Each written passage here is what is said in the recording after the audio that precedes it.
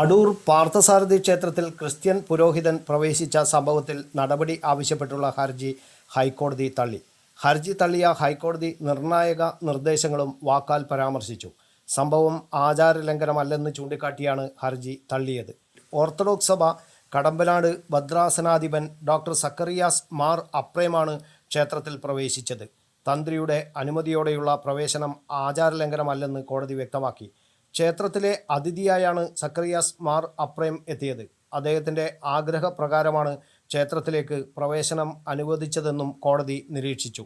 അതിഥികളെ ബഹുമാനിക്കുക എന്നത് ക്ഷേത്ര സംസ്കാരത്തിൻ്റെ ഭാഗമാണെന്നും 1965 നിയമത്തിൽ അഹിന്ദുക്കൾക്ക് ക്ഷേത്രപ്രവേശനം നിഷേധിക്കുന്നില്ലെന്നും കോടതി വ്യക്തമാക്കി. ചട്ടങ്ങളിൽ മാത്രമാണ് അഹിന്ദുക്കൾക്ക് പ്രവേശനമില്ലെന്ന് പറയുന്നത്. നിയമത്തിന് വിരുദ്ധമായി ചട്ടങ്ങൾ നിൽക്കരുതെന്നും നിയമങ്ങൾ സാമൂഹിക ഐക്യം തകർക്കാനുള്ളതാകരുതെന്നും കോടതി മുന്നറിയിപ്പ് നൽകി.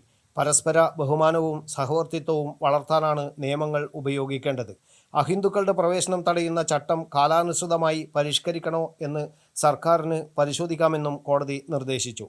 തന്ത്രിമാരുമായും ദേവസ്വം ബോർഡുമായും കൂടിയാലോചിച്ച് ഉചിതമായ തീരുമാനമെടുക്കാമെന്നും ഹൈക്കോടതി പറഞ്ഞു. 2023 സെപ്റ്റംബർ 7 ശോഭായാത്ര ഉദ്ഘാടനം ചെയ്യാൻ സക്കറിയാസ് മാർ അപ്രേം ക്ഷേത്രത്തിൽ എത്തിയത്. News bureau, Kannur media.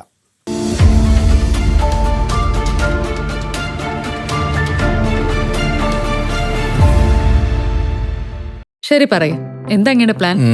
Kitchen വർക്സും interior വർക്സും നമുക്ക് നല്ലൊരു ടീമിനെ ഏൽപ്പിക്കണം. പിന്നെ ഫർണിച്ചർ സുനിതയിൽ എടുക്കാം.